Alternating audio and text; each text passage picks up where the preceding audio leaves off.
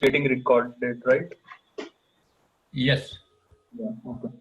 So first question is like we have to find the prime number of set bits in the binary representation. So two integers are given L and R, and we are supposed to count the count of numbers in the range left to R, and both of them are inclusive, having a prime number of set bits in their binary representation. For example, this one is written which has 3 set bits, and I mean here one is prime also. So sorry, one is not a prime. That's why we are not taking. I'll show you. So going from left to right, for 6, this 2 set bits are there and 2 is a prime number. So we are taking that. Again, 3 we are taking because it is a prime. Here 2 is prime, and here again 2 is prime. So when you sum them up, I mean, these 4 numbers are 6, 7, 9, and 10 would be the 4 numbers whose set bits are prime. And looking for this again, two set bits are there, they are prime. Again, 3 is prime, is also prime. For 13 also it's prime. 14 also it's prime, but 15 not a prime. So 1, 2, and 10, 11, 2, 3, 4, 5. 5 is the output in this case. And L and R will be integers, and the difference between these two, I mean, the maximum range would be at most 10K. Yeah. So how do you proceed in a brute force way over here? So yeah, the two integers are left and right, which are integers, right? L and Yes. R. Okay. Yes. And we have to find the set bits within the range of L and R, including both of them. Exactly. And Okay. and there should be E prime, the count of set that number. Mm-hmm. So here, what we can do is we'll just loop throw left to right, and for each number, we'll find the number of set bit and check whether it is a prime number or not. If it is a prime number, we'll increment the count. So finally, after the loop is over, we'll get the number of counts. Yeah. In the brute And force way. Okay. So it's a brute force way, or I think what was that? Yeah, it is a brute force way, I think. Okay. So you're trying to go through each and every number, like from L to R, and then count the number Yep. of bits, and just look with that those set bits are prime or not. Okay, if they're prime, just put in Yes. the Yes. add the count number, whatever we are going Yes. to result, right? Yeah. Yep. Uh, Yep. but I think the brute force and the normal, or maybe we can just optimize that same approach, right? I was also thinking on the same lines. So even if this is a brute force in the sense, it can be brute force if we start counting bits one by one using some mask or so. So that might be some brute force way of doing it, correct? Yeah. yeah. Yes. Or else you can use some efficient way to actually count the number of bits. That will be the most optimized way we could do, correct? Other than that, we can't do anything more optimization because we have to go through each and every number from those inputs, LNR, correct? Definitely. Yeah. And it would be 20 bits at max, right? Or maybe, if you know the most optimized way, I would think of maybe if we have that LNR range, right? We have that constant from 1 to 10 raised to 6. Okay. Maybe form a Okay, so lookup. if we find the I mean number of set bits present in the 10 to the power 6, then I think that would be the maximum prime numbers that could be generated within that range. I think so. So let's say we have taken L is 10, L is 90K and R is some 10 to the power 6, that is 10 lakh. So so basically if we see the number of bits that is present lakh, that would be, I think that is the maximum number of uh, uh, range of prime numbers that we can get. So here I think if you see the number of, I mean bits, I am not saying about the set bits, I'm saying the number of bits present in the 10 is around 20, I guess. So also maximum prime number will be within the 20. So I think that's why it is in hints also it is mentioned that we can take 2 to 19 as the prime number. so we can check within that range. Right, right. So actually, we could use that hint, and make a lookup table, something like that, for each and every number starting from Yes. 1 to 10 raised to 6. Okay. And then say, okay, for Yes. one number, we have so many primes, whether it is prime or not, just something like a Boolean variable over there. And whenever we get a range, we just go to the lookup table, just pick up those number of counts, those number of uh, those flags, which are true or false, and then add them to our count and return. Maybe that is the max optimization we can do, but we will have an extra space, a huge extra space. Yes. If Yes.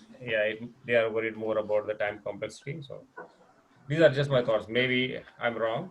Yeah. No, it's correct. Did you submit it using that approach? Now we're just thinking loud. I don't think so. Okay, okay. Just I came mean, to I my was just mind. interested. I was just interested in looking at because I think you will be implementing the entire function in the constructor itself, right? Yeah, that's true. So I was just interested in looking at the time complexity. I mean, how much time it actually takes to pass in the lead code judge. Okay, okay. No, I didn't try it that way. But when I looked at this constraint, the notes, I thought maybe this might be a one way of doing it.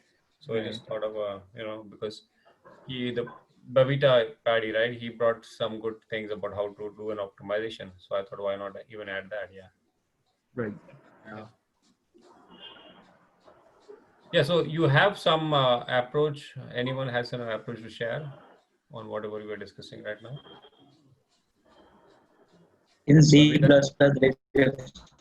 there is a function called pop count. Hello. Well, Hello. yeah, go ahead. I was saying that in C++, there is a function pop count. We can use that to find the number of set bit in log and time. Okay, that is a good one. So we can use the built-in function, or we can make a function of or on by in log and time. So yeah, We just remove the last set bit and keep on doing it until the number is 0. And removing the last That set is bit. bit. Nothing but Brian Kernighan's algorithm, right? I don't know the name exactly, but it may be. Yeah. What it does? The main crux is when you do bitwise and with a with a number and a previous number, just n minus 1. So it will remove the last set bit. Yes. Okay. Yes. Okay. Anyway, you are saying it will unset all the bits after that rightmost set bit. Rightmost set bit. Yes. Yes. First rightmost set bit. So then you're we trying keep to on say doing that, it yeah. till we get 0. Okay. So we can find very efficient ways of doing that, getting the bit counts correct instead of using a lookup Yes. table. Yeah. Okay. Makes sense. Yeah. Anyone has a code to share? Just we can. I can share. If you guys. Sure. Okay. Go ahead.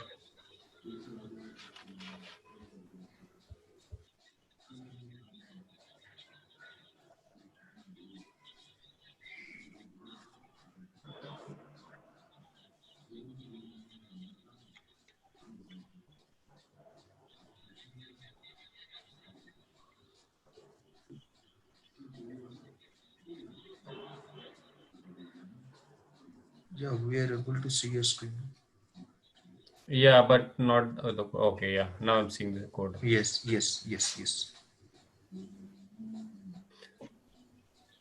So can you quickly walk through? Yeah. Any So, example? Yeah. sorry, I was on mute. Okay. Yeah. So this is what someone was saying, that there is a log n Yes. time algorithm to count the bits. Mhm. So this is for that. So every time, so at max, it will run up to the number of bits in the number, and which can be log n only. So yeah, it will count once here, and we just count the bits, and if bits matches to the prime number, then we'll just increment the answer. because it's an integer, 32-bit integers. So yeah, just I hard-coded the prime numbers. Yeah. I think the main part is this, that to calculate number of bits and high bits in. So why you have chosen these 2, 3, 5, 7? Because of the prime numbers? Yep. Yes. So why till 31? Is there mentioned somewhere? Because the maximum bit you can choose is 10 to the power 6. 10 to the Oh, power 6 yeah. is the maximum number. So we can calculate the number of bits and set bits in that, and then prime number will be always less than that. So it is coming about 31, I think. Okay, so that's a smart approach, because I am doing this counting the bits, and I am just finding that like I have written another prime function which will be telling me that is that the prime or not. But this would be a Yeah. more smart approach. Yep. Me too. I just hard-coded. Will it be 31 or even lesser? Right. It is 20. It is 20. It is 20. So the thing will be up to 19. Yeah. Right. So he has taken care for all of them. Yeah. Okay. Yes. So, but if you are, yeah, if you take care for 31 bits, I think you missed 23. I think, right? No. So one thing, the range is given 10,000. Right. Yeah. But that L can be of size 32 bits. So suppose L starts somewhere where 29 bits are high, and it increments for some numbers. Then I don't think so. No, I don't think so. Yeah. So because it's the range from 1 to 10 to 6, so the L and R both will be within that range, I think. okay, high range. Yeah, true. Yeah, Okay, yeah. got it. Yeah, you are fine. That's correct. What you have implemented is perfect. No issues. Yeah, that's good. So I wanted to know what is the time complexity for that. I mean, what is the exact time complexity for this approach? It's about n log n. Means L minus R into log n. Yeah. So I think R minus L. Sorry. Yeah, R minus L plus 1. Oh, Yeah. So log of R minus L. That is what you're saying, right? No, R minus L into log n. I mean, for each, right? Yeah. Yes, I R think minus it L should be times R minus L into log n. Yes. Yeah, I think For each number you are finding the number of set bits using log n time, right? Yeah. okay. So because of the bit manipulation we are doing, and Yeah. because of log n. Okay. Yeah. So I have a log n square approach. Okay, if you want to share. No Please problem. share. I'll quickly share.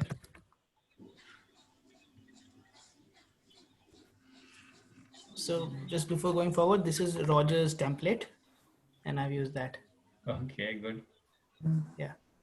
So what I'm doing is I'm first converting the number given to me to a binary. That is done here.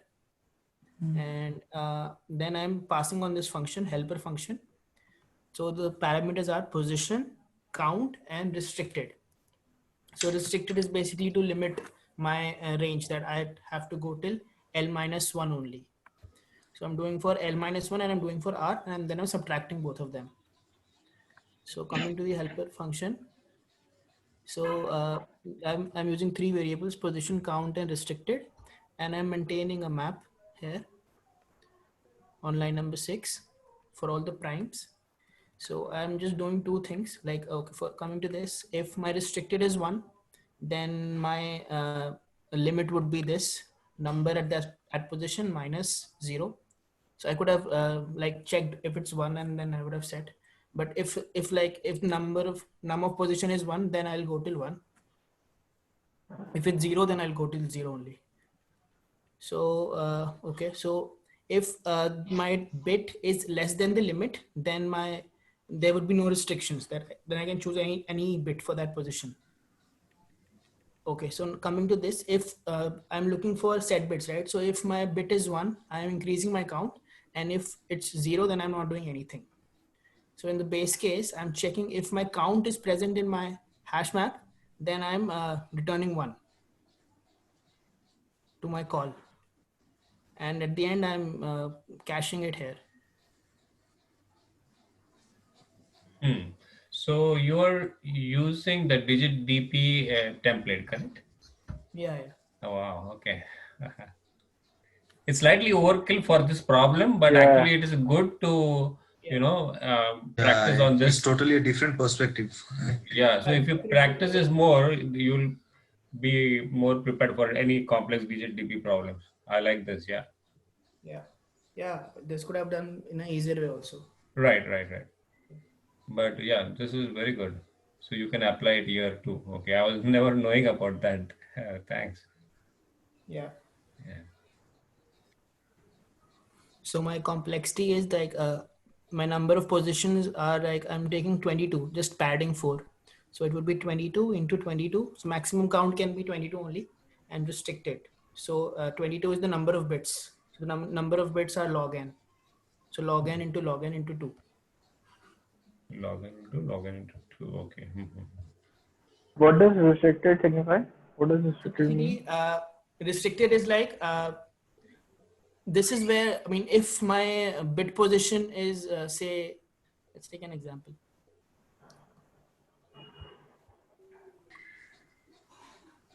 So suppose I'm calculating for 6, right? So forget Okay. these zeros. I have used this function bitset 22. So basically it Okay. converts to 22. So let's focus on this 101.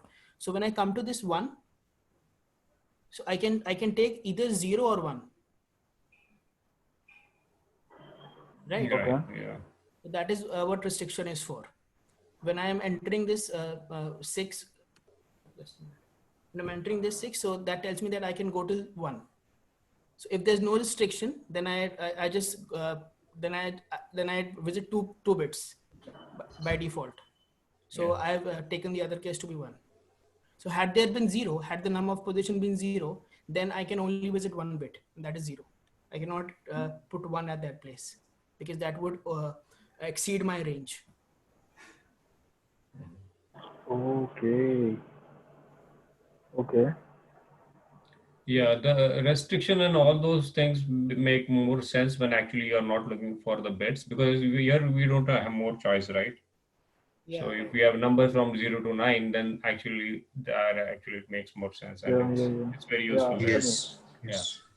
Could have taken a variable also separately restricted, Mhm. then checked if that restricted is 1, then limit to this variable, but just putting in a state so that things become compact.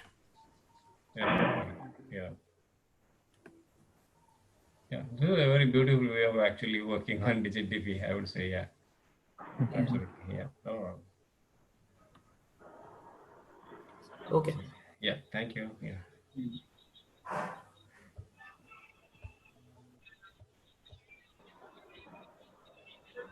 So our next is copy list Also, with the random. just a second. Santosh, we were discussing the approach in which we put the entire range in the constructor itself, right? I'm sorry. We were discussing the initial approach in which we put like all the numbers from 1 to 10 to the power 6 in the constructor and calculate. And in the main function, we just return the values using the lookup table, right? Yeah, I was just thinking loud. Yeah, that is one thing. Yeah. Yeah, I just tried to submit it. It got TLE. Just saying. Really? Then I was curious. Yeah. So because when you do it in a constructor, that itself it fails? No, it actually the constructor passes, then it around passes some cases, and then it went TLE because we are actually calculating for the 10 to the power 6 values, right? Uh-huh. So that because of that, it's just throwing TLE. Huh. Really, it should be, because whenever we go to a range, we just go to those, whatever those lookup values are, right? We just Right. get those. Should not, maybe. Okay, maybe you just share the code. We'll try to work together then, in the Discord. Yeah. Okay? Yeah, sure. Wow, that would be great. Yeah. Thank you. So Thanks for trying though. Yeah. that range, I mean, if that will be 10 power 6 log n, right? But here it is the range is 10,000 itself. Exactly. Even I tried that solution, but with the most optimized one, I was getting it till 5% or something like that. 5% of what? Test cases? I mean, time. Oh, okay. So comparing. he's saying about the slow. Okay. Oh, you are getting 5% only. Huh? Okay. Oh. So that's not going to work anyway, it seems, right? Yeah. Okay. Okay. No problem. Yeah, that's good to know. Yeah. Yeah, let's So move. Next one. Yeah. next one is like we have to return a copy list with random pointer. So they have given a linked list which has an additional random pointer and will point to any node or in the list or null, and we are supposed to return a deep copy of that list. We'll have value and the random index. Value would be representing the value of the node, and random index of the node would be ranging from this, where a random point, I mean, from this to this too, or if it does not point to any other node in that case. Yeah. So for this, we are returning a deep copy of this one, right? We have a next pointer, random pointer. So 7 is pointing to here. What do you say? Null. I mean, that random or next pointer is to 13, and so on. It carries to the last. Right.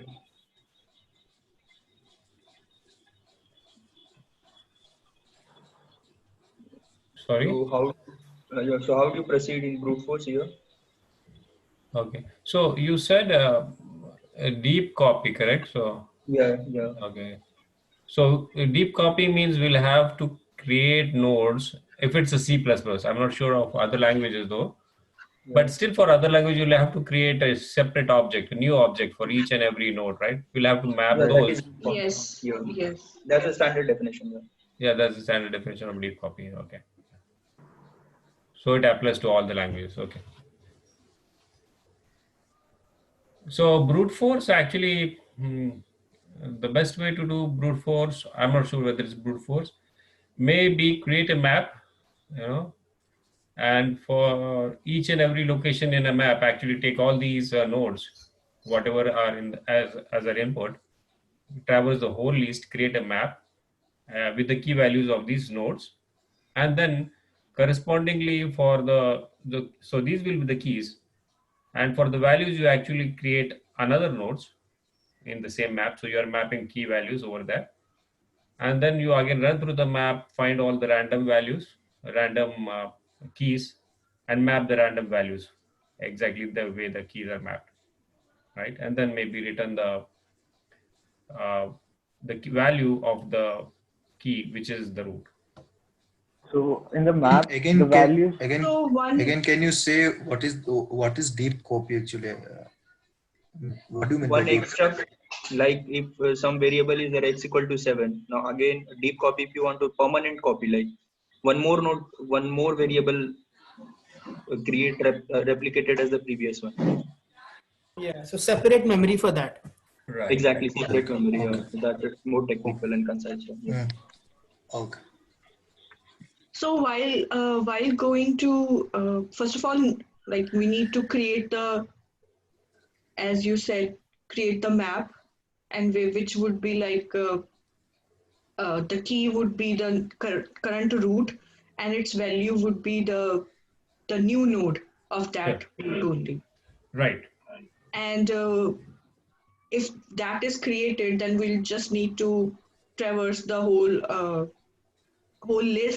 linked list, and whichever that node is pointing to the next would be the new node's next pointer, and the random would also be the random, and then again changing the pointer to the next current pointer to the next pointer, like how we traverse the linked list. Right. So what I was trying to say, when we create a map for the root, okay, the first one, okay. So similarly, we'll go to the next list in the linked list, correct? Using that root. So we'll have to again create another record in the map, right? For that next one also. Yes. So we'll have to do that. Okay, yeah. Yes, yes. So the key in the map, will it be the pointer or the value pointed by that pointer? I would go for the pointer. Pointer, yes. Pointer. But if you are Okay. using pointer, then how would you update the random pointer? Because random is also So, pointer, right? yeah, so they have Right. two properties, next and render. Right. So if like how we are applying to the next, like if one element's next pointer would be the new node's also the next pointer, whosoever will be creating that. Yeah. And similarly for the render. Yeah. I've shared that code in the chat. I mean, what we were discussing.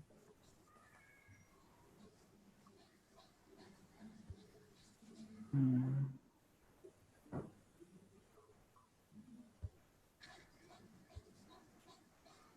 Oh, okay. It's Yeah. exactly, it's exactly what Santosh is explaining. Okay. Okay. No problem.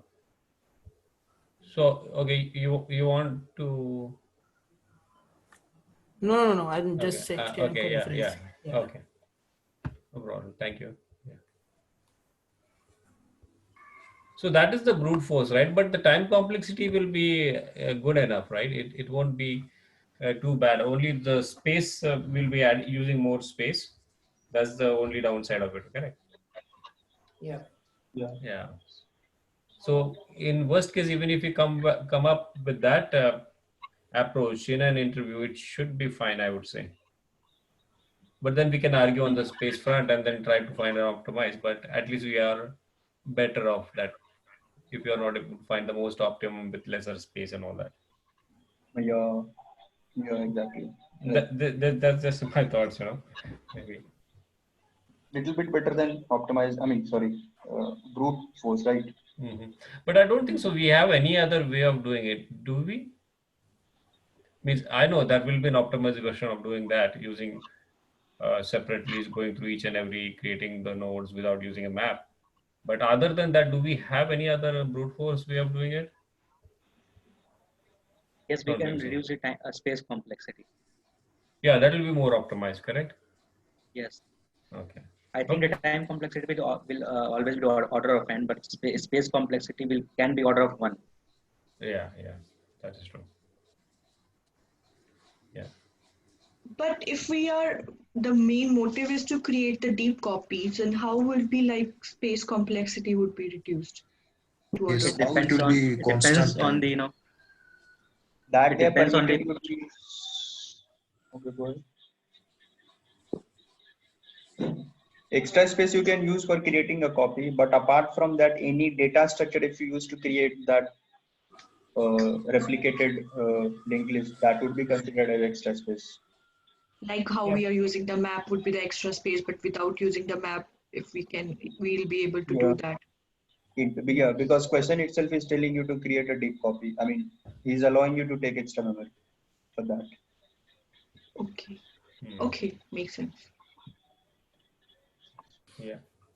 So anyone has done that the optimized way without any map?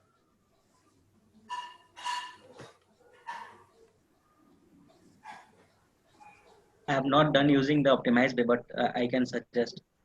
Yeah, I have done. I can share. Okay. Yeah. So do you want to explain unframed code first on the whiteboard and then maybe Pankaj can show his code? Is that fine? Yeah, sure. Okay. So One yeah, more thing, just before the solution, in the hash map approach, we need to have two maps, right? Why two maps? I mean, how will you get the random pointer in the cloned list? I mean, if So you have mapping between the cloned one and the original node, right? Okay, you can traverse. Okay, sure. Yeah. yeah. So Traverse random anywhere, will. Historically, yeah. right? Okay. So we have all the information in the map because random will also use the same thing. Yeah. Yeah.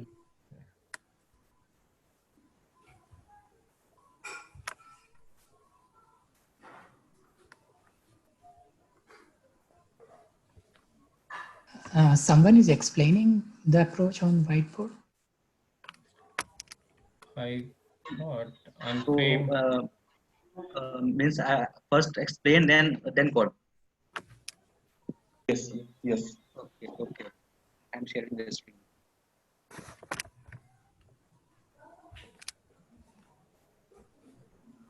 in the question, is it mentioned that two nodes cannot point to a same random pointer? No, I think they can. Yeah, that's why it's random, right? Right. In the hash map approach, if we have like two nodes pointing to two different, two same random pointers, will that work? Yeah, it doesn't matter. We are just storing the node and a newly allocated node in the Is it value. visible? Yeah, it is. Yeah. Okay. Okay. I mean, I'll have to So think basically, about it. Yeah, we'll go through not that clear later, about it. Ronnie. You just let us see what is in here. Okay. basically the first element is 7, and there is some next pointer, and this is random pointer. So basically we need to insert the 7 in between. What is the next element? What is the next element after Yeah, the 7? just a minute. Okay.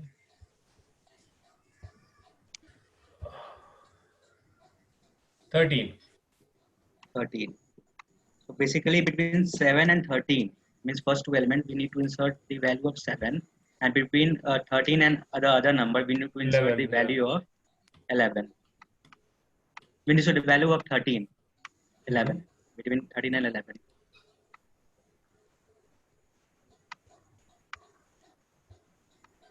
So this will be next of this will be pointing to this, and next of this will be pointing to this, and random pointer is pointing to which suppose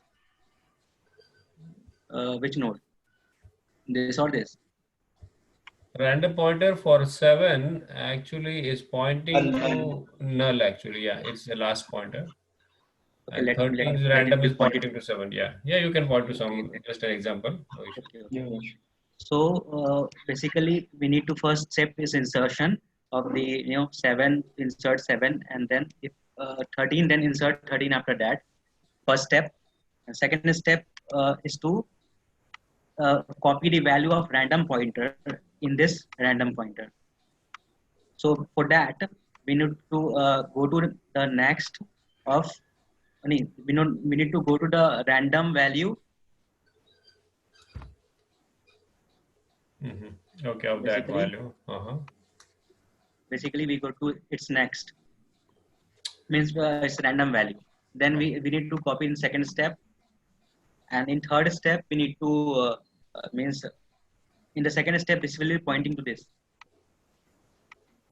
and in a third step we need to just manipulate this next pointer. Means we need to copy this next pointer in this value, somewhat like that. So in the first step, we are actually inserting all these new nodes, which are the clones, Yes. right? Yes. So we're inserting between those two least nodes of each and every, the original one. And in the second one, actually, we are mapping the randoms. Actually, Okay. in second step, we are calculating the random pointer that this node is pointing to this. So we are updating this random pointer in this, and at every new random pointer. Right, right. And then in third step, we need to manipulate this next one. Yeah. So you delink the original list and the clone list, and then you return the clone. Okay. Yes. Good, good, good. Yeah. It's clear now. Yeah, good. So I think Pankaj was going to share the code, right? Yeah. Yeah, Pankaj was supposed to. Yeah.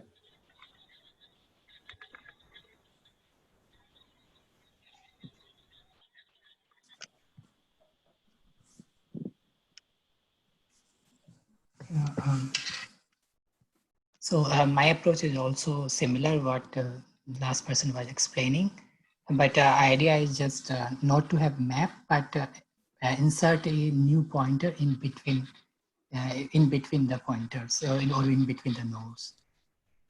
So first is I attach the I was next also pointer. telling the same thing. We need to insert a new node. Yeah, not the map. right. Yeah. Yeah, it is just to avoid the map, right? You're right. Like, so it's not, so first is you pick one node and create the clone and stitch it in between, and you place it next to that node. So the linked list would be your original node, clone node, then original node, and then the next clone node. So it will be something like this. And after that, we can update random pointers. And the logic to update the random pointers means for a original node, it's random. So we we take the random node of this, and next node of that would be the random node for the clone, right? So whatever, yeah. So yeah, this will update the random node, and then the last step would be to detach the clone nodes. So and this logic is to detaching it, and just return the head of the clone list.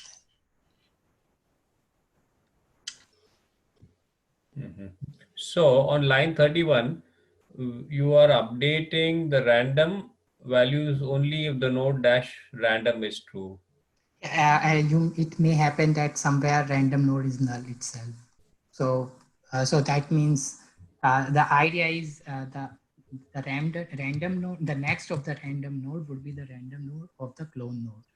And suppose the random node itself is null, so that means nothing will be there. So That's can we do this 31, 32 in the above loop only, like assigning the random pointer when we are assigning the next? So we can't do because we don't know. It may happen that random node is pointing to the pointing to some forward node, and we have not created clone node for that pointer. So if you just move this part inside the above loop, you might not see the random node before. Okay. Okay. Yeah. So in your case on line 31, if node dash random, what you are using that condition, that is very important, right? Yeah. If you don't use that, then there might be a memory access issue or something like that, correct? Yeah, yes, of course. Pointing to void null, yeah, something like that. Yeah. So yeah. So the random node may be null pointer. Then I'm avoiding such cases. So in on line 40 also, if you are using node dash next, so these are two things which are Both very are same. important. Yeah. If we don't use them, then it might be a mess, you know. Yeah, even the approach which Laska was explaining, even in such cases we have to check. So we'll do a map access, but if is it required in the previous approach or not? Which one? So someone explained approach with the maps. So I'm thinking that we do need such cases. We have to cover such cases in that solution also. Yeah. We will have to. Yeah, absolutely. Yeah. But these are some small things which we might forget. So these are the things that are very important, you know. Yeah. Cool. Yeah. Okay.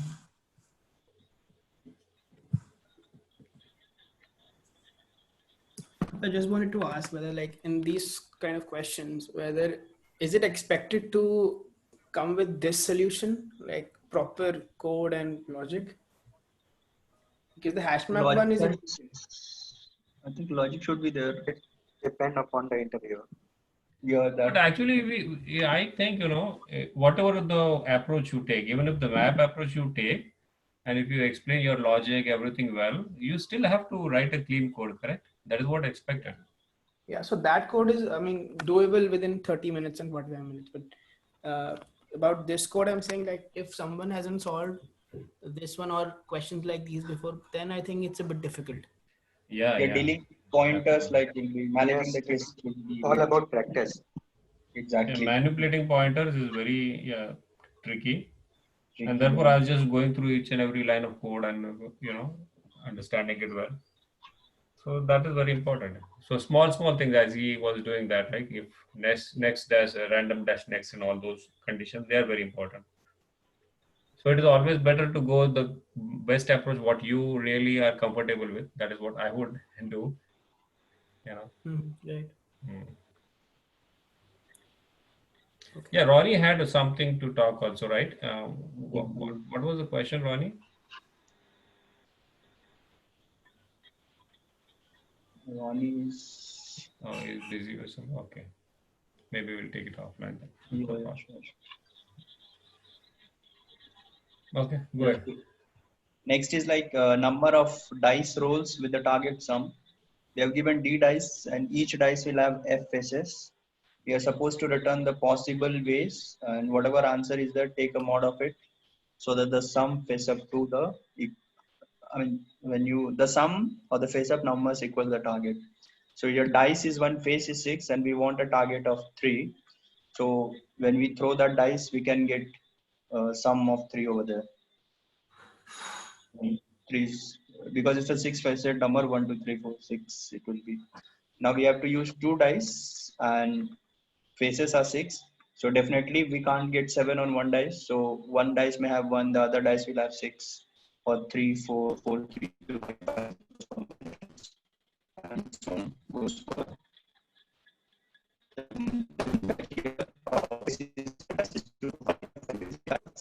it will. Shashank, your voice breaking. Yeah, am I clear now? Yeah. You're not clear. Okay. So if here it's like faces are 2 and we want target of 3, which is never possible because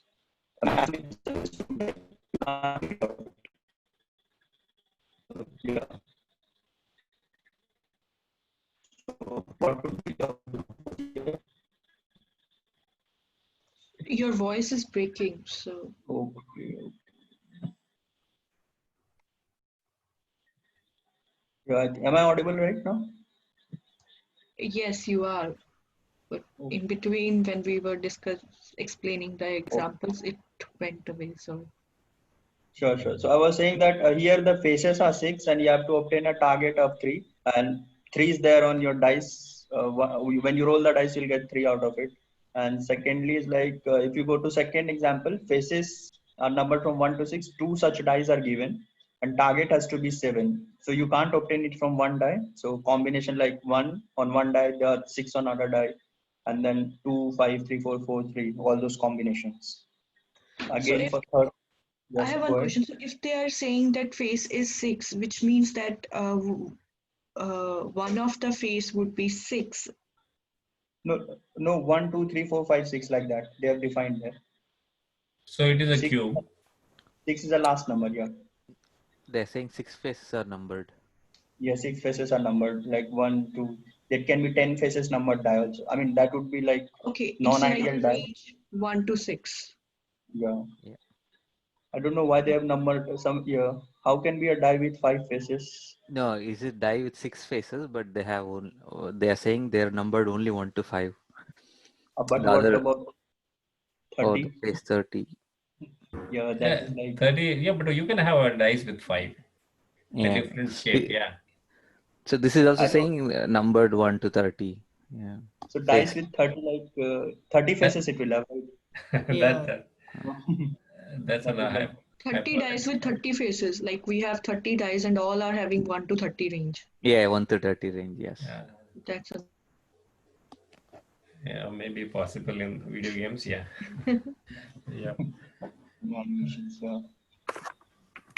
Yeah, interesting. So you are saying like how we could come with a brute force, correct? Yeah. The basic brute force is to means they choose a smaller faces. For example, 1. For example, if you choose 1, then then with that number, that smallest number we can form is 1 1 1 1 1, and then the last number will form f f f f f, and then we will run a loop and terminate if the required, and we keep on counting. Oh, okay. That's a good one. So you're trying to say that we take the number of dices, form a table of Means what is the number of. smallest number that we, smallest which d-digit number? What is the smallest d-digit number that we can form with the smallest face? That is 1 1 1 1. Suppose we have 3 dice, and suppose the first phase is 1.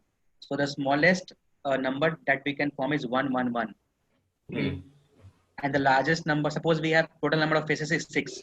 So the largest number that we can form with 3 dice is 666.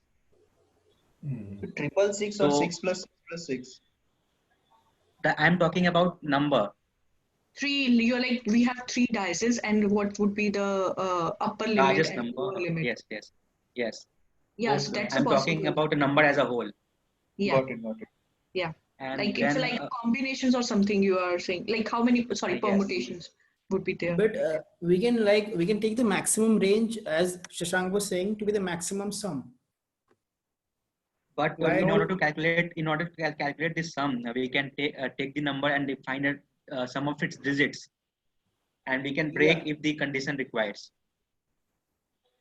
Yeah, so 18 only you can obtain maximum from 3 dice. I think why don't we do this on a whiteboard so it will be very clear. If Intuitively. yeah. So I was saying, like if 3 dice are there, 1 dice is this, you'll have a face of 6. The other dice is this one, which will again have a face of 6. Then this is another die have a face of 6. So in total at max, what sum you will have will be 18 only, right? All the dice is giving you 666, and minimum you can have is 3, when all dice will give you 1, 1. Mm-hmm. So no, we were discussing about the brute force, correct? So you are still talking on that lines, correct? So Shashank? Yeah. He was maximum, minimum. He was telling. He And was yeah, telling. what Anfim was saying, yeah. He was saying it will. I think that approach will break if the maximum value of f is greater than 9, because we cannot form a digit. We cannot form a number with digit 30, 30, 30 like that. I think that would break. Yeah, that's a 30 plus 30. Some operation has to be there between the numbers. It is something else. Okay, I was so just thinking. yeah, that is fine. Even if it breaks, that's okay. But we were just trying to see if we can get to some brute force. So in the brute force, I would say whatever the dices are, if we have 3 dices, okay, we form a table for 3 and we have all the permutations for each and every dice, and then we actually keep on adding them and have a separate column as a sum. That would be brute force, because the permutation of all the numbers will give means all the situations, and then we have to check which situation satisfied our target. Right. So we'll have to go and check for each and every target, and then we can add that and say we can have that many numbers of as an output. So can't we take the complement also? Like your target is 3, okay, and you have 1 dice. So let's say 2 dice is there. So I'll throw 1 dice, whatever number I'll get, I'll subtract that from my target. And if that number is possible in my second dice, then I've achieved my target, right? So in that way, it would be like, in first time we will be having options of till 6. For example, if we have phase 6, and then next time we'll be having again 6 options. Like if we have 2 dice and faces are 6, and our target is something 10. Sorry. So then it would be 6, and again would be 6. No, but I got 1. Like I threw the dice and I got some number, right? Now I'll try to subtract this number from my target. I'll get as 2. Now I'll try to search. I mean, if it is a 6 faces die, definitely this 2 will lie in the second dice. If 2 dices are there, or if 1 dice is there, then definitely the second will also lie in the one of the face in one of the die. I mean, in the first die, 1 die. Complement totally what I'm trying to do here. Okay. In this case, it's a complement, but if n numbers are there, so I'll try to achieve sum from x minus 1 dices, and if I add the remaining whatever. Since you are trying to find out suppose you are taking the first dice and you have 6. Suppose there is 6 spaces, and you have 6 options: 1, 2, 3, 4, 5, 6. Yeah. Am I correct? Yeah, correct. And Then after choosing the one, we have the following options. How many options? So target minus one is the option that we actually left with. Yeah, initially target -1. Next time, if it is Next 2. time target minus two. Next, Exactly. so you are using recursion, I think. Exactly, kind of complementing I am. Right. Yeah, Yeah. recursion only. But basically it's recursion. Yeah. Yeah. But that is more optimized brute force, I would say. Correct? No, it's like But it bijection. will overflow stack, I think. It's a kind of bijection only, right? Like one number is there, but sum of two numbers is A. Let's say A plus B is equal to X, and you can get A on one die. So the other would be what do you say? If A will X go, the minus B will X minus A. It could be X minus A, right? Yeah. X minus A. Yep. So basically, what Shashank is saying that if I'm trying to use the suppose the kth phase of a dice I, then I'm looking for the number of ways in which I minus one dices have formed target minus k, right? Okay. So I mean, this would be the recursive approach. Yes. Right. This is critical. So why I'm saying it's slightly towards it will be accepted, but it is slightly towards the brute force because it will TLE. So In it, case yeah, For if every you have die, I am something, checking. definitely Yeah, it will because go. if you for have every phase, yes, I yes. am Each and every number again and again. For maybe it may be form like we 2 raised to power n approach, because the same thing we will be calculating again. Yeah, but this is the recurrence relationship, which is perfect, I would say. Right. So at least So we the get the same recurrence. Yeah. so same thing Actually, we can are be added by using a memoization. I am actually not we knowing. are slightly Yes. moving toward the means DP approach. From recursion, we are going toward DP. Yeah, absolutely. it is Yeah. insinuating the thought for DP, right? I mean, on the previous problem, we are generating our future problems, right? Yes. Yeah. That's right. Yeah. Yeah. We are paving our path toward DP. Right. I think DP is the only way to do this, solve this problem, right? That is what I would say. And I think it can be done with PNZ, but I don't know. With what? With PNC. permutation and combination. Okay. Yeah, but again, it will hit TLE. No, that is like, I mean, that is brute force only PNC. What you are doing? Yeah, PNC is also like finding the number of permutation combination. You are trying all the possible arrangements, but again, at some point you'll hit TLE, I think. No, basically we are using math, not recursion. I think we can manipulate some maths over here. So I was thinking of, I mean, so basically using some graph kind of approach where, let's say I am at a particular dice and the edge options I have are the faces, and then like the edge weight would be the face, and then I move to the other dice and that would have F edges. So I'll keep on going till the sum of the edges becomes equal to the target. Oh, okay. But that is basically recursion. Yeah, the In other recursion words, tree is like a graph only. means the tree is also a graph. Yeah. Right, but it could be done without recursion also, right? If he tries to use the BFS approach, is that not possible? Or But even how if will he you use nodes? yeah, but he'll have to nodes- create a graph, right? So that is one thing he'll have to But creating a graph will means overflow the memory. do. I'm just discussing an approach here. Hypothesis, yeah. Okay, no problem. I think that the solution might be, using math, it might be possible. I was actually trying to get that, but I haven't implemented it. Some idea I have, but I think you can have a better solution than the DP using maths. Map So like how? So you can actually treat this as a linear equation. So the number of dice or the number Could you of please ways. show on the whiteboard? Okay, I will write it like this. I will write. yeah, you're right over here because he has some problems writing on a whiteboard there. Yeah, okay, no issues.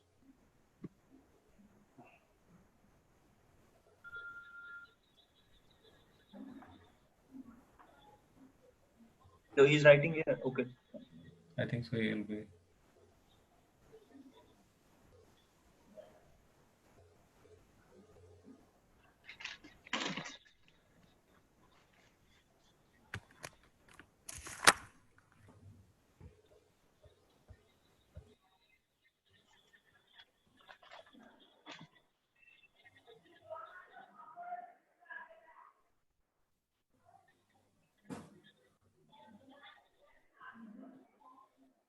Can you guys see that equation? Yes, yes. Yeah. So there are D dices, and each one would be a variable.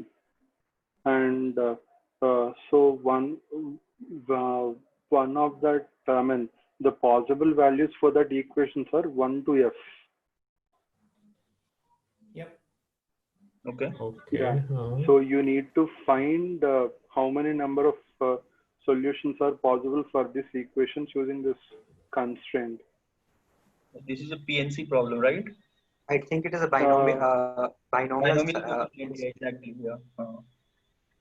I mean, this is a kind of inclusion exclusion. Yeah, it falls in that binary coefficient calculating. Yeah. So basically, suppose let's let's remove this constraint, and so the answer would be, I mean,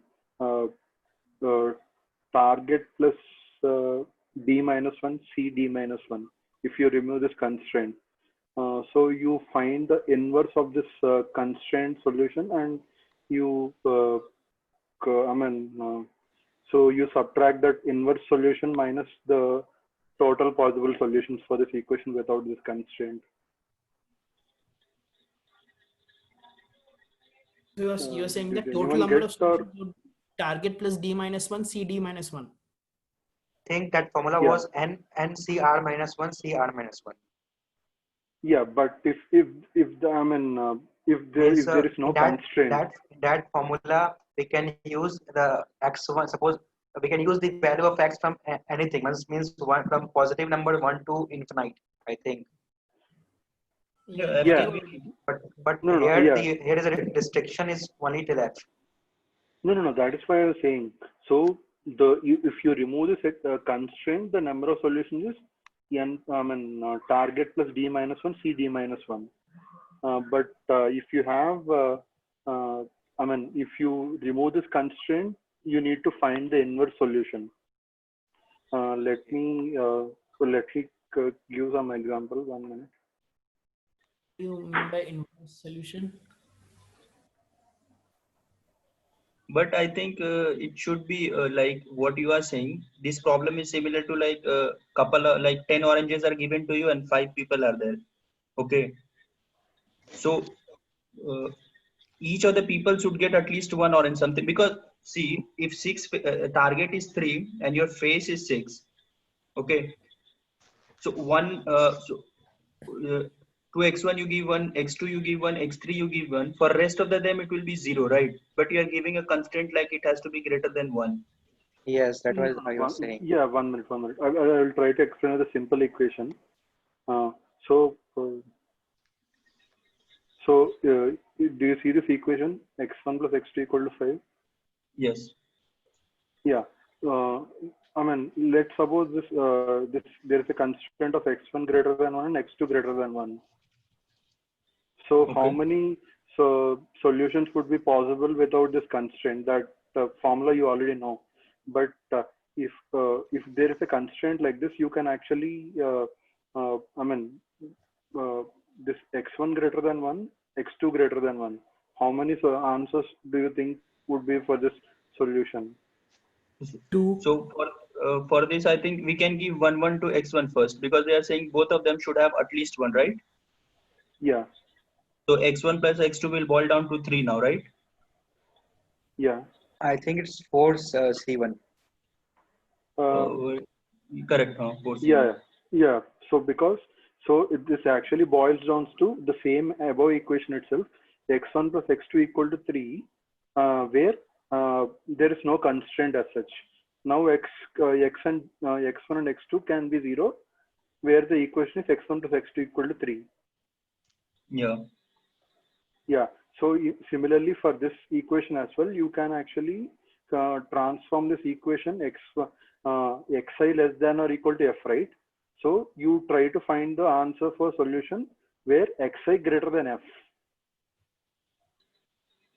So to every or x1 to xd, you are giving first 1 1 1 1, right? At least 1 1 1. Yeah, So let's that say would be the total number of solutions. Yeah. Let's take an Okay. example. Target is 10 and faces are 5. Yeah, target are 10 and faces are 5. Then every face should have at least one, right? Yeah. Yeah. So we have this equation x1 plus x2 equal to 5, Yeah, correct. right? Yeah. Yeah. So this would be for the lower bound. Now, how are we taking care of the x1 less than equal to f thing?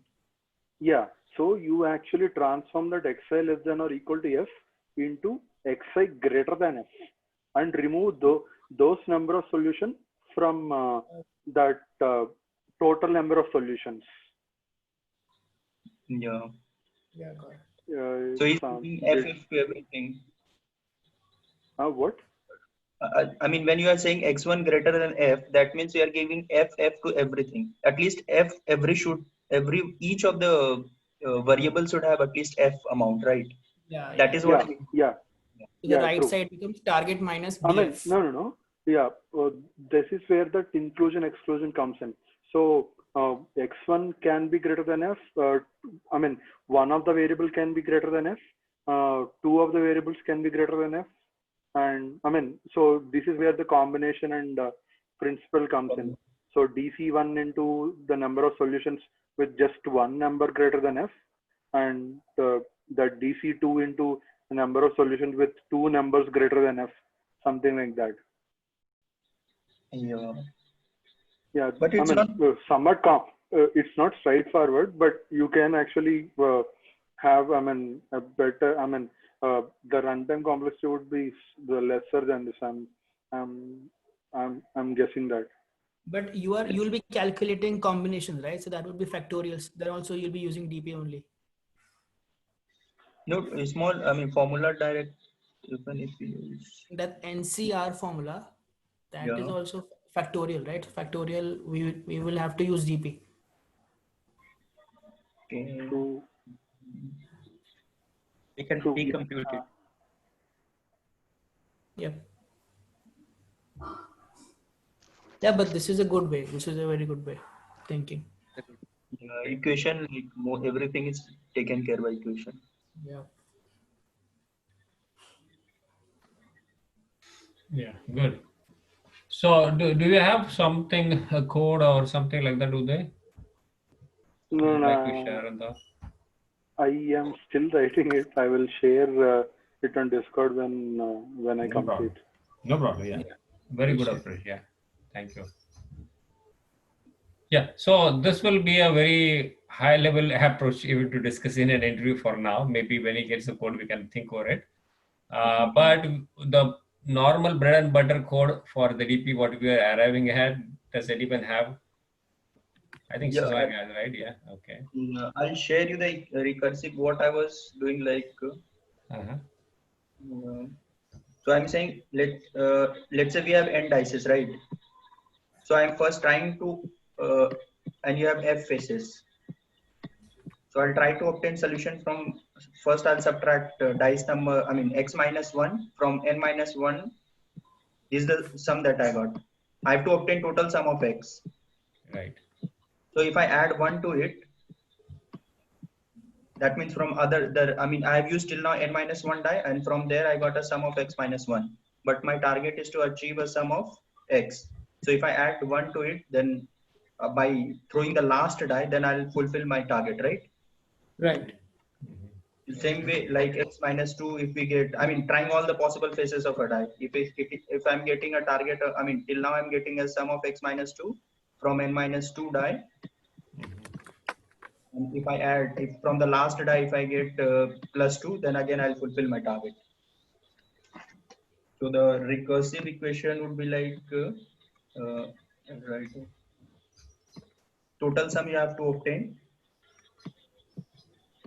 x sum you have to obtain from n, what do you say, n would be your number of die and m would be your faces, or you can say f would be your faces, and this would be equal to your, what you say, so from x minus 1, I mean, from x minus using, this is the sum that I've obtained till now, using n minus 1 die, and with, what do you say, having f faces there. This is Yeah, I think you can take out f from the bracket constant it because is. that's the constant. Yeah. Yeah, exactly. That's correct. And same way, like what is the x into x minus 2, you can do this one like this, and from n minus 1 that. So And you overall, need it to go boils till down x minus f. x minus m. Yeah, f. Sorry, F, I mean yeah. that. But f we have to pass it, right? How can I mean, because I'll be using it. Yeah, it's a constant. Somewhere I can use it. You must be running a loop for this, right? Loop. For the f. Yeah. Yeah, f So- can be a constant. Yes. Yeah. So you're adding all that, the recursion Exactly. on the RHS side. Okay. So this is your like summation from one, what do you say, one to the, I mean, and just for every like x minus I you can do, and minus I and minus 1 and f faces. This is the final recurrence, what do you say, relation that you'll get. I mean, if you And remove f, I would be the number of f would be the number of n would, I will be the number of dice. number of faces. Like if 6 faces are there, first one, then 2 it will take, 3 it will take, 4, 5 and so on. So the There will be dice one more is, summation for the number of dice also, right? yeah, so number of dice is also. So this would be for one actually. Yeah. One dice. Yeah, one For the dice. first level. Yeah. So after the so we summarizing like we need to take a summation of all the dices as well. Let's say if And dices are there. Yeah, so we can do n minus j and j from 1 to d. I think we need to sum this up at every level, means 0 level, 1 level, 2 level. At every level we should do this. Yeah.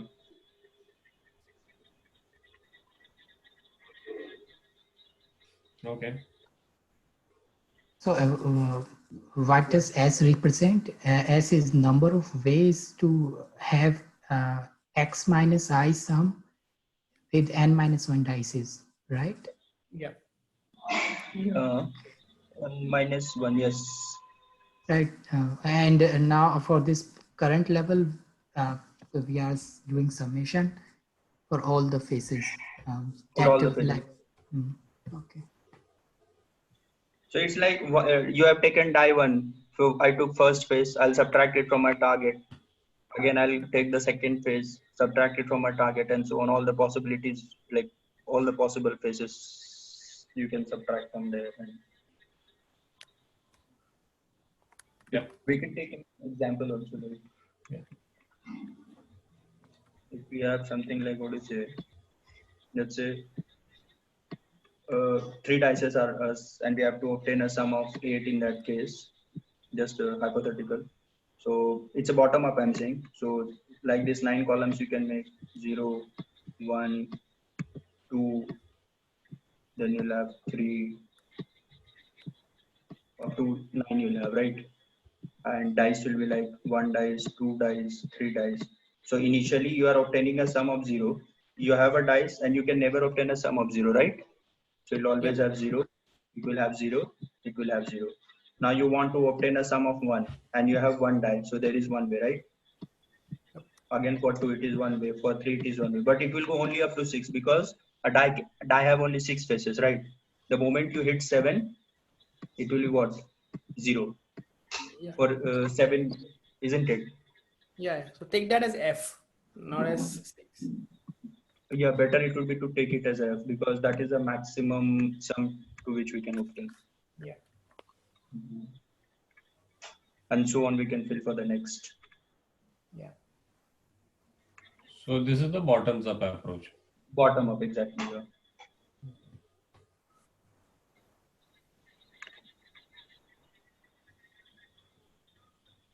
I saw it discussed. Yeah. Okay. In the bottoms up approach, how do you sum up for the last one? Last one again, if you have to, sorry, just paint is moving. Yeah. So again, when you reach at this level, So you want to obtain a sum of 1, right? And you have 2 dices with you. Right. So what would be here? So You'll look for the from first die. diagonal. Yeah. 0 will be here. Paint is Diagonal plus 1, correct? Or no? no, only diagonal will be right. For this one, it will be plus 1. This. For this, again, it will be sum of these two. Why it's 1 over in 2 and 2? Because of above? Because of, I'm summing these two. From 1, you are getting, from first die, you are getting a sum of 0. From second, you'll have a sum of 1. So total you represent, I mean, that's a 1. I think it is more clear if you write the recursive. No, it means sort recursive function. Yeah, it's like, see, yeah, I'll show you. Let's say you have 1 die and you want you have 2 dice, you want a sum of 1 and there is 6 faces are there. Let's say sum is 2, 1 would be very less. So what you will do, first you will go for obtaining a sum of 1 from 1 die with the faces of 6, right? And then you will go for again S of 0. You will try to obtain a sum of 0 with another die. What is that? I mean, the left one die. Because already you have obtained a sum of 1. You total want a sum of 2. So you have got from other die, what will you obtain? Only 1 you need to get out of it. Then you are, right. Yeah, this is the, what is it, overall equation. I mean, after that, if you go, you will hit negative, right? Because you don't have any die. It will be -1, so you won't be going for this. And this would go to for 2 dice, like because we have 2 dice, and this would be like, so the answer would, for example, over here is 1, 1, and 1, 5 and 5, 1. 5, 1, yeah. And yeah, more of them, 2, 4, 4, 2. All 3, 3 can be there also. So in the tabular Target was- form. sorry, go ahead. Oh, good, yes. So the target, for example, here is 2. I was just asking what would be the answer of having 2 Whatever dice and 2. answer you obtain from here, and this you just club them. So from here, what will you obtain? 0. I mean, 0 die is there, and he's telling you to obtain 1. 1 die is there. He's telling you to get a sum of 1. So there is 1 way, right? Yeah. And here, what second die, that is leftover die, and you have to obtain a sum of 1. Which would be again 1. Again 1, so it would be 2. And similarly for the second dice as well. So on, yeah. No, here only it's got over. This is the first die and this is the second die, right?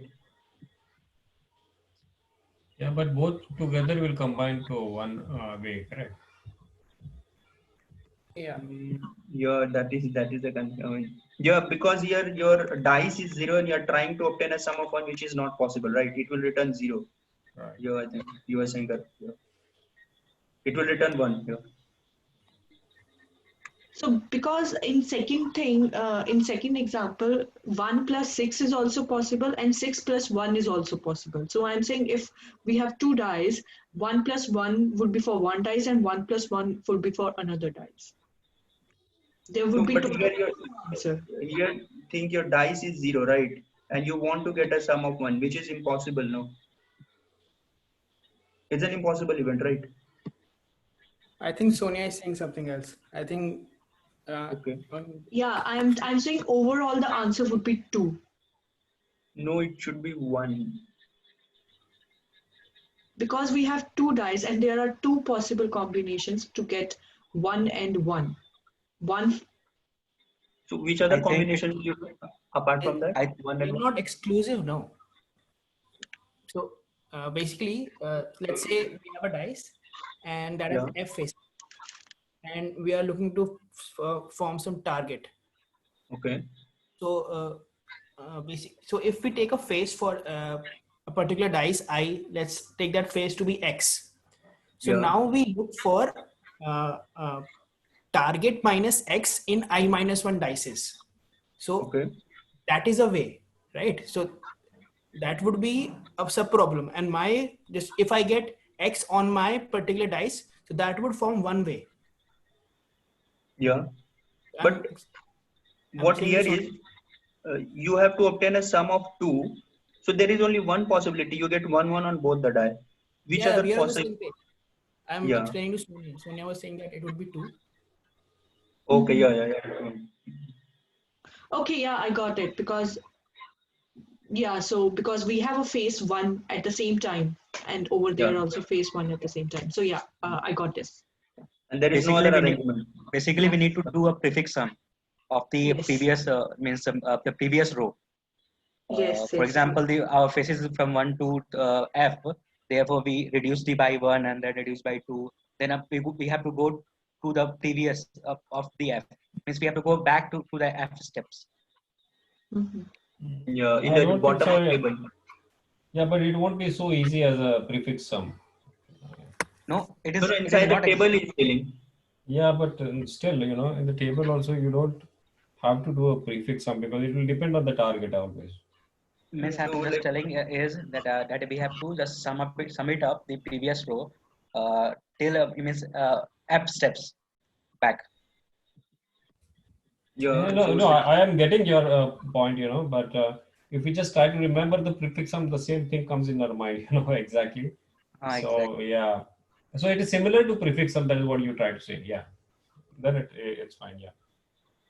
But the bottoms up approach is not so easy, I would say, in this case, yeah, right?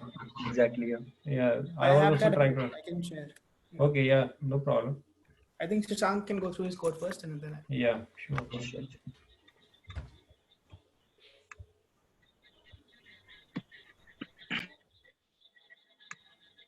Yeah.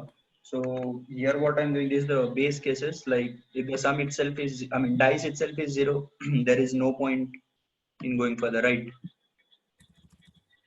Yeah. And this is the memoization part. Once you find the this dice and the target in the memoization, just return from there. Else what we are going, you can't, this why max I'm taking, because you can't go in negative direction. Let's say the face, if it is a 30 face and the target is 8, then 8 minus 30 would be negative number. So you need to restrict yourself to 0 only. Yep, makes sense. Yeah. And from 0 till the target you have to go. Can you and repeat just that part? Like why target minus F? complement, you understood? No, like from one die if I get 1, and if your target is 2, so other will be what? Target minus the face which you have obtained during the first rolling of die, right? F is like 6, for example. If we have 6 and target is 8, then 8 minus 6 is 2, and we need to go with the 2 from 2 to the target. Yeah. Yeah, but when he's saying if the target is lesser and the face is more, so if the target is 6 and your face is 30, so that will be not a correct option, right? So it will Yeah, so go 6 we minus go- 30, yeah. Okay. And this is what table I was saying, diagonal, I mean d minus 1, what do you say, whatever, like if you get 0 here, then d minus 1 dp of this cell you pick, and then just add it to your to return the variable. I think this is the iterative only because you're not recursively calling. No, he's calling, no? So It's line calling 11 himself is a recursive, yeah. Yeah, DP. Yes. Line Basically, it's number. bottom up. It's a bottom down. up. Yeah. Which line number? No. Line number, this one, 11. So yeah, this is that top down only, right? Top Yes. down. Yeah. It is, yes. Yeah, I thought this is a memo approach. No. So we are reducing the dice here. Like once that dice I have already used, and we are looking for the next target. I mean, Yeah. next target here, and just put it inside your Basically, we are fixing the last dice. Means suppose the last dice can be anything from anything from means from 1 to F. Basically, last dice we can pick anything from 1 to F, and after that dice D minus 1 dice we have to choose. Yeah, because in the recursive we always go to the last one first, we fix it and then keep coming up. Yes. Yeah. So why always target over here? Okay, at that particular dice, and we have a, for example, target is 8, because our target is not changing or it's changing. No, corresponding to that dice, like what is the target? How much you got from that? Like, I mean, let's say target is 8. You roll the first die and you got 4 out of it, right? Mm-hmm. So the remaining 4 you would be checking in your next die. He's doing that on line number 11. So 11, he's yeah. using K as a variable. You know, so what he was saying in the range. Whatever the left, it will go to that okay recursion. Yeah. So actually 10 to 11 is for checking for second target values. I mean, yeah, because for F will give you always the first one. So remaining will be target minus F. So we are checking for the last one, last target, last target. Yeah. Yeah. This is the way I would also try to go in an interview in case if I'm able to come up with. Yeah, sure. Yeah. I mean, yeah. Second, coming up with this, I saw it in the discussion part. Like, good. I didn't get initially the intuition of DP in this. Like, the equation was more intuitive because it seems like more of a PNC problem. Yeah. Yeah. The only trick here is the modulo, whatever that value is. Yeah. You have to apply it at the right place in a perfect way. So here you are doing at the return value, right? Yes. So what if it happens on line 11 itself, you know? So I would do is, you know, 2 underscore return is equal to 2 underscore return plus dp of d minus 1 k, and there I would do a modulo. So in every intermediate thing. Yeah, because then at least in C++, it gives a problem if I don't do it there. Basically, we have to do the modulo operations. Yeah. Basically, we have to do the suppose the mathematical modulo a plus b. We have to if we have to take the modulo of a plus b, then we basically need to do a modulo of a, then b, then as a whole. Yeah, a modulo that number plus b modulo, and again the modulo of the whole. Modulo, because it prevents overflow. Yeah. That's the thing to remember. Yeah, no problem. It's good. The time complexity would be D into target into F, or right? Or they're different? It's D into target into that phase value. Okay. Yeah. Target is constant, right? No, it would be changed. No. Yeah, D into F into target.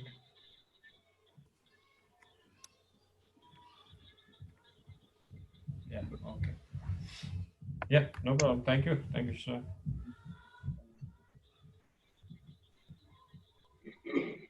Yeah. So, Harshit was about to discuss something. Yeah, he was going to show the. Okay, I can share my.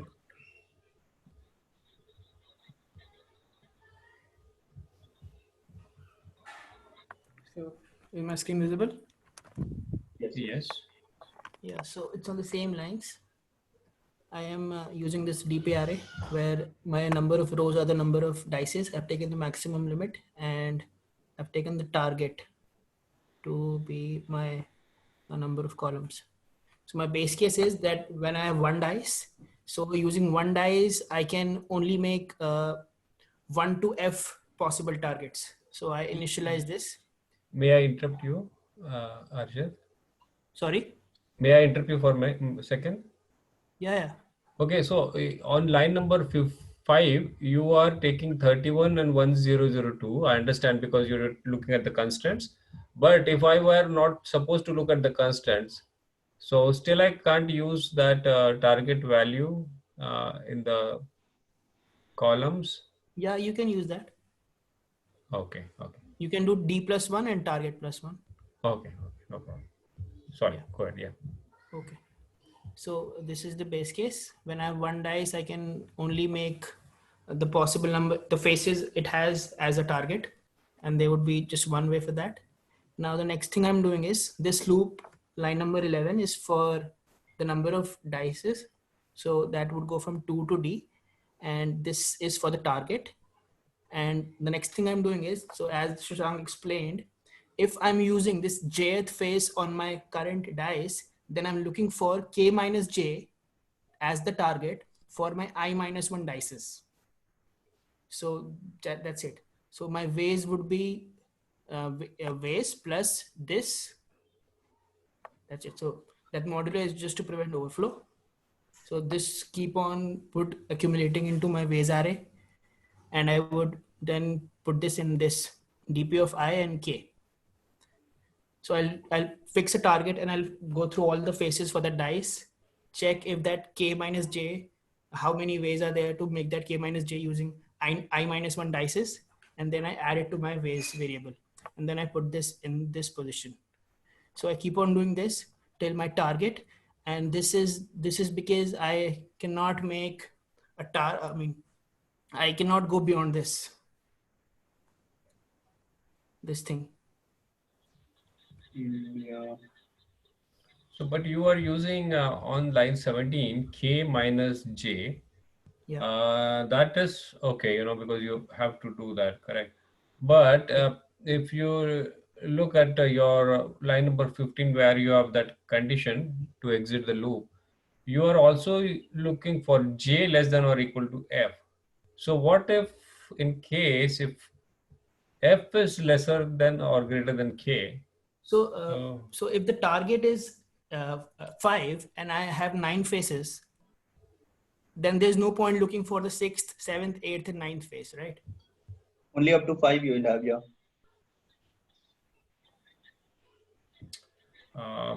But what if the face is the other way?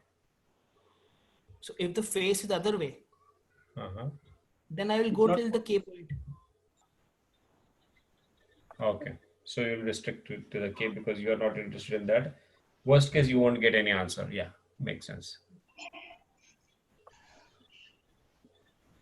Okay, got it. Yeah. This is what Santosh was talking, right? That mod part.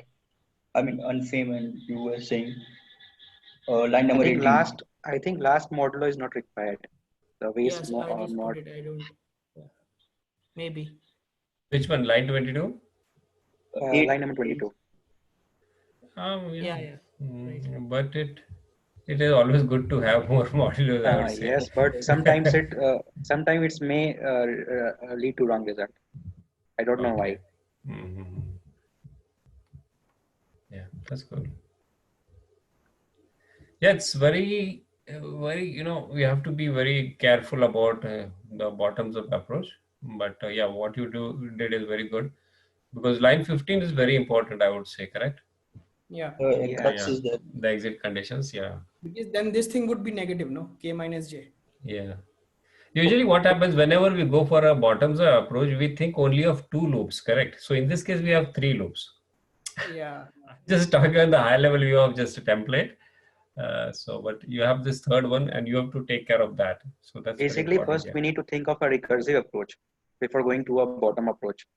Yeah. And then just drawing a table and then thinking of what could I put if I choose 1 over here and other values on the columns, then filling that table in that paper.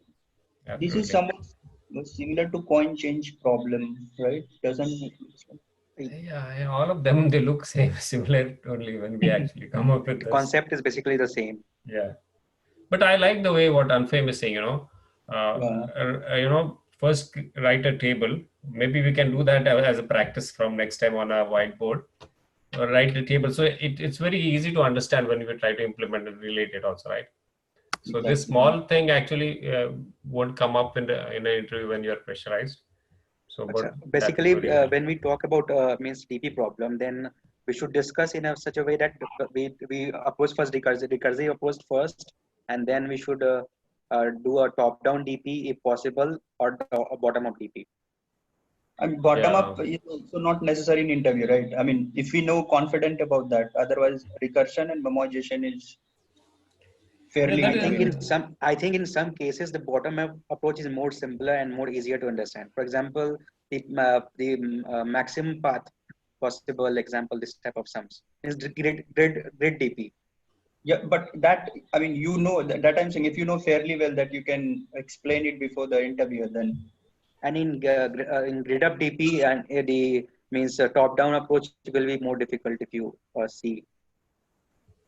But top down is intuitive. From recursion you are falling down, but for bottom up, if we'll ask how did you get that intuition, then. Yes, then we need to think of recursive. Yeah.